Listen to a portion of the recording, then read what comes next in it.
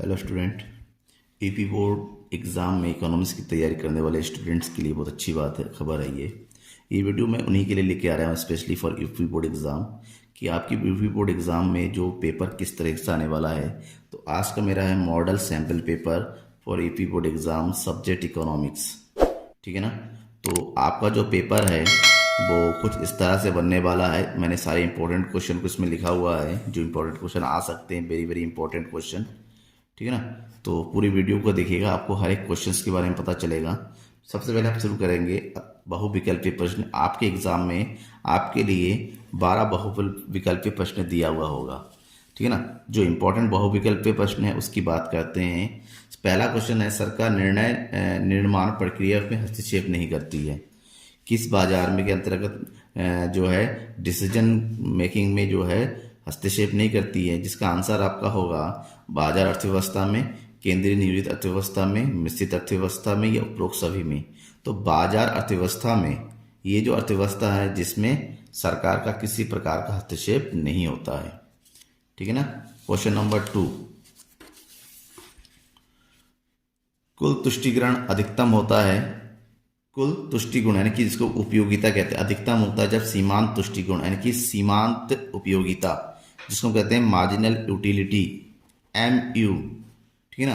कहते हैं कुल तुष्टिकरण यानी कि TU कब मैक्सिमम होगा, जब MU शून्य होता है, औसत तुष्टिगुण से कम होता है, औसत तुष्टिगुण के समान होता है या औसत तुष्टिगुण से अधिक होता है। तो आपका आंसर होगा जब सीमांत तुष्टिगुण शून्य होता है। नेक्स्ट क्वेश्चन है, जब कुल उत्पाद 100 इकाइयां हैं, परिवर्ती कारक की इकाइयां 4 है, तो औसत उत्पाद क्या होगा। तो यहाँ पर औसत उत्पाद यानी कि AP का फार्मूला होता है TP डिवाइडेड बाई Q। तो यानी कि 100 इकाइयां कुल है और परिवर्ती कारक है 4, तो 4 से 100 को भाग करेंगे तो मिलेगा हमें 25, यानी कि ऑप्शन नंबर A। निम्न में से कौन उत्पाद का साधन नहीं है, साहसी, पूंजी, विनिमय या संगठन। तो हमारा आंसर होना चाहिए विनिमय। साहसी, पूंजी और संगठन जो है ये उत्पादन के सबसे महत्वपूर्ण साधन है, विनिमय छोड़ के। विनिमय एक क्रिया है। क्वेश्चन नंबर 5, गठबंधन अल्पाधिकार के अंतर्गत कीमत का निर्धारण कौन करता है। तो ध्यान में रखिएगा, गठबंधन अल्पाधिकार के अंतर्गत कीमत का निर्धारण एक स्वायत्त एजेंसी को सौंप दिया जाता है, जहां पर गठबंधनाधिकार के अंतर्गत जितनी फर्म है उनके हितों को, लाभों को देखते हुए कीमत का निर्धारण करते हैं। ऑप्शन है उद्योग द्वारा, फर्म द्वारा, कीमत नेता द्वारा, इनमें से कोई नहीं। तो आपका सही आंसर होगा कीमत नेता के द्वारा जो है कीमत का निर्धारण किया जाता है। ठीक है। नेक्स्ट क्वेश्चन है क्वेश्चन नंबर 6, एकाधिकारी प्रतियोगिता की तुलना में एकाधिकार के अंतर्गत एक फर्म का मांग वक्र कैसा होता है। बराबर लोचदार होता है, कम लोचदार होता है, अधिक लोचदार होता है या अनंत लोचदार होता है। तो आपका आंसर, क्योंकि एकाधिकार है, एकाधिकार का जो मांग वक्र होता है हमेशा कम लोचदार होता है। Option number B। मूल्यह्रास आरक्षित कोष की आवश्यकता होती है। मूल्यह्रास आरक्षित कोष यानी डेप्रिसिएशन रिजर्व फंड की जरूरत क्यों पड़ती है। माल सूची स्टॉक के लिए, विज्ञापन के लिए, पुनः स्थापना निवेश के लिए या इनमें से कोई। क्योंकि जो डेप्रिसिएशन होता है फिक्स एसेट्स पर लगता है। ठीक है ना। और जो स्थिर संपत्ति होती है उन पर किया गया पैसा, लगाया गया पैसा निवेश कहलाता है। अतः इसका आंसर होगा पुनः स्थापना निवेश के लिए। क्वेश्चन नंबर 8, बाह्यताओं का प्रभाव कैसा होता है। धनात्मक होता है, ऋणात्मक होता है, धनात्मक भी हो सकता है, ऋणात्मक भी हो सकता है, और ना तो धनात्मक होता है ना ही ऋणात्मक हो सकता है। तो बाह्यता यानी कि बाहरी प्रभाव, जिसका प्रभाव अर्थव्यवस्था में पड़ता है, ये धनात्मक भी हो सकता है और ऋणात्मक भी हो सकता है। नेक्स्ट क्वेश्चन, क्वेश्चन नंबर 9, निम्नलिखित में से कौन मुद्रा का मुख्य कार्य नहीं है। विनिमय का माध्यम मुद्रा का कार्य है, मूल्य का संचय मुद्रा का कार्य है, मूल्य का हस्तांतरण ये भी मुद्रा का कार्य है, अधिकतम संतुष्टि का साधन ये मुद्रा का कार्य नहीं है। मुद्रा अधिकतम संतुष्टि का साधन नहीं है। तो ऑप्शन नंबर D हमारा सही आंसर होगा। नेक्स्ट क्वेश्चन, वाणिज्यिक बैंकों का मुख्य उद्देश्य क्या है। सामाजिक कल्याण करना, लाभ अर्जित करना, लोगों को सेवाएं प्रदान करना, इनमें से कोई नहीं। ध्यान में रखिएगा, वाणिज्यिक बैंक यानी कि व्यापारिक बैंक। व्यापारिक बैंक का मुख्य उद्देश्य हमेशा अधिकतम लाभ अर्जित करना होता है। क्यों? क्योंकि इसका प्रमुख कार्य ही व्यापार करना है और व्यापार में लाभ अर्जित करना ही मुख्य कार्य होता है। ठीक है ना। Next question 11। तो क्वेश्चन है आपका, बचत फलन फलनात्मक होता है आय एवं उपभोग का, कीमत एवं बचत का, बचत एवं आय का, उपभोग एवं बचत का। तो आपका ऑप्शन होगा, सही ऑप्शन होगा बचत एवं आय का, क्योंकि बचत फलन आय और बचत के बीच में फलनात्मक संबंध को बताता है। ठीक है। क्वेश्चन नंबर 12, निम्न में से कौन सा राजकोषीय घाटे का निहितार्थ है? भावी पीढ़ी के लिए राष्ट्रीय ऋण, स्फीतिकारी जाल, सरकारी विश्वसनीयता का कटाव, उपरोक्त सभी।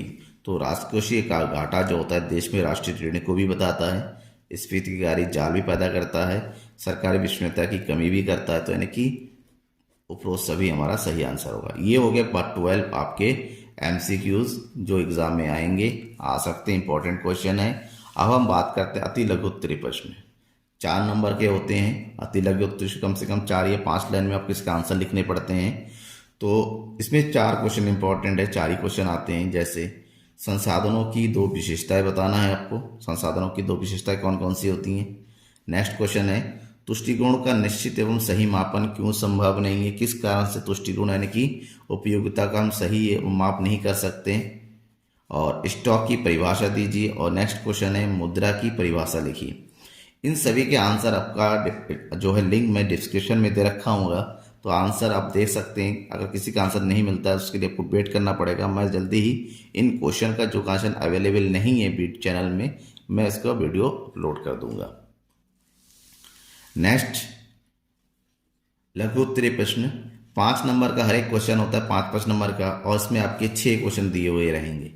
6 क्वेश्चन, जिसमें वेरी वेरी इंपॉर्टेंट क्वेश्चन मैं बता रहा हूँ आपको। पहला क्वेश्चन है क्वेश्चन नंबर 17, केंद्रीय योजनाबद्ध यानी कि नियोजित अर्थव्यवस्था और बाजार अर्थव्यवस्था में क्या अंतर है? स्पष्ट करना है और कम से कम 1 पेज में ये आंसर आपको लिखना है, क्योंकि लॉन्ग है तो थोड़ा सा लॉन्ग करना ही होगा। ठीक है। 5 नंबर का है तो अंतर पूछा गया, कम से कम 6 से 7 अंतर आपको लिखने हैं। सीमांत उपयोगिता और कुल उपयोगिता की परिभाषा लिखिए। केवल यहाँ पर परिभाषा लिखने से काम नहीं चलेगा, आपको इसका ग्राफ भी तैयार करना पड़ेगा, इसका एग्जाम्पल भी देना होगा। नेक्स्ट, परिवर्ती अनुपात नियम को समझाइए। परिवर्ती अनुपात नियम किसे कहते हैं? ठीक है ना। इसको हम परिवर्तनशील अनुपात का नियम या एक साधन परिवर्तनशील का नियम भी कह सकते हैं। ठीक है। ग्राफ के सहित इसकी जो नियम है, नियम सहित इसको समझाना है। क्वेश्चन नंबर 20, मुद्रा और समीप मुद्रा में अंतर स्पष्ट कीजिए। मनी और जो इक्विटी मनी होता है उसके बीच में क्या डिफरेंस है वो आपको बताना है। बैंक द्वारा जमा स्वीकार करने की विभिन्न विधियों का संक्षेप में वर्णन। बैंक द्वारा कितने प्रकार की जमाएं स्वीकार की जाती हैं, उन सभी प्रकारों को विद एग्जाम्पल आपको उसको डिस्क्राइब करना है। और नेक्स्ट क्वेश्चन है, समग्र मांग एवं समग्र पूर्ति, पर्स लिखा हुआ है, समग्र पूर्ति में अंतर बताना है कि समग्र मांग और समग्र पूर्ति में क्या अंतर होता है। ठीक है ना। तो इसके अंतर को स्पष्ट कीजिएगा, अर्थ सहित अर्थ को बताते हुए विद ग्राफ, यानी कि ये है एडी एंड एएस के बीच में डिफरेंस बताना है। ठीक है ना। नेक्स्ट है विस्तृत उत्तरीय प्रश्न, यानी कि क्वेश्चन नंबर 7। ये बहुत ही लंबा होता है, दीर्घ उत्तरीय होता है, आपको विस्तार से इसको बारे में लिखना है। और अच्छी बात है ये ऑप्शनल आता है, यानी कि एक क्वेश्चन के साथ 2 क्वेश्चन आते हैं ऑप्शन में, दोनों में से कोई एक करना होता है। जिसमें क्वेश्चन नंबर 23, वास्तविक अर्थशास्त्र से आप क्या समझते हैं? अर्थशास्त्र बिल वास्तविक विज्ञान बनाने के पक्ष में तर्क दीजिए। ठीक है ना।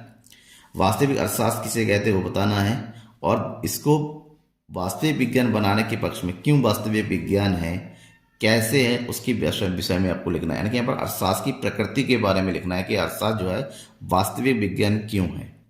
या फिर आप दूसरा वाला क्वेश्चन कर सकते हैं, आदर्शात्मक अर्थशास्त्र से आप क्या समझते हैं? वास्तविक एवं आदर्शात्मक अर्थशास्त्र में अंतर स्पष्ट कीजिए। वास्तविक अर्थशास्त्र के बारे में लिखिए और आदर्श अर्थशास्त्र में लिखिए, और आदर्श और वास्तविक अर्थशास्त्र के विषय में आप अंतर स्पष्ट कीजिए। ठीक है ना। इसका लिंक आपको डिस्क्रिप्शन में दिया होगा, इस क्वेश्चन का, लॉन्ग क्वेश्चंस का। ठीक है ना, आप देख सकते हैं। नेक्स्ट क्वेश्चन है, उपयोगिता के प्रकारों को बताइए। उपयोगिता के जो प्रकार होता है, जैसे कौन कौन से हैं, सीमांत उपयोगिता, औसत उपयोगिता, कुल उपयोगिता, इसके बारे में विस्तार से लिखना है चित्र सहित। लॉन्ग क्वेश्चन में भले ही चित्र ना लिखा हुआ हो लेकिन आपको चित्र बनाना होता है। या फिर कुल तुष्टिगुण और सीमांत तुष्टिगुण में संबंध बताना है कि TU एंड MU में क्या संबंध है, डिस्क्रिप्शन में देखिए, लिंक में दिया हुआ है। उत्पादन फलन की अवधारणा का वर्णन कीजिए। ठीक है, उत्पादन फलन किसे कहते हैं और उत्पादन फलन की अवधारणाओं के बताना है। या फिर इसका दूसरा क्वेश्चन आता है, वर्धमान प्रतिफल के कारणों को स्पष्ट कीजिए। ठीक है ना, वर्धमान प्रतिफल क्या होता है उसके बारे में बताना है। क्वेश्चन नंबर 26, आर्थिक प्रणाली के समुच्चय को स्पष्ट कीजिए। आर्थिक प्रणाली के अंदर कौन कौन से समुच्चय हैं, कौन कौन सी अवधारणाएं हैं, आर्थिक प्रणाली के अंदर कितनी प्रकार की आर्थिक प्रणालियां होती है उसके बारे में बताना है। या फिर आप बता सकते हैं आय की घरेलू एवं राष्ट्रीय अवधारणाएं। घरेलू और राष्ट्रीय अवधारणाओं क्या होता है कि राष्ट्रीय आय, GDP, NNP, ठीक है ना, क्या होता है, इसकी जितनी अवधारणा है, जो 8 अवधारणा है वो बताना है। GDP, MP, GDP, FC, ठीक है ना, तो इसके बारे में विस्तार से आपको डिस्क्राइब करना है। कैसे करेंगे, डिस्क्रिप्शन में जाइएगा, लिंक दिया हुआ है। मुद्रा की परिभाषा दीजिए, क्वेश्चन नंबर 27, और मुद्रा के प्रमुख कार्यों की व्याख्या कीजिए। मुद्रा के प्रमुख कार्य, कई बार ये क्वेश्चन पूछा गया है तो इस बार भी पूछा जा सकता है, तो इसके आंसर आप देख लीजिएगा डिस्क्रिप्शन में जाके। व्यापारिक बैंकों का आर्थिक विकास में सहयोग बताइए। व्यापारिक बैंक किस प्रकार से एक अर्थव्यवस्था के आर्थिक विकास में सहयोग प्रदान करता है, ठीक है ना, इसके बारे में बताना है, तो इसको पढ़ के जाइए। व्यापारिक बैंक के बारे में इंपॉर्टेंट है, आ सकता है। लास्ट क्वेश्चन है क्वेश्चन नंबर 28, सरकारी बजट से क्या अभिप्राय, इसके मुख्य उद्देश्य बताइए। सरकारी बजट क्यों तैयार किया जाता है इसके बारे में आपको बताना है। या फिर ऑप्शन में आप लिख सकते हैं, सरकारी प्राप्तियों पूंजीगत प्राप्तियों का अर्थ बताइए, प्रत्येक का उदाहरण कीजिए।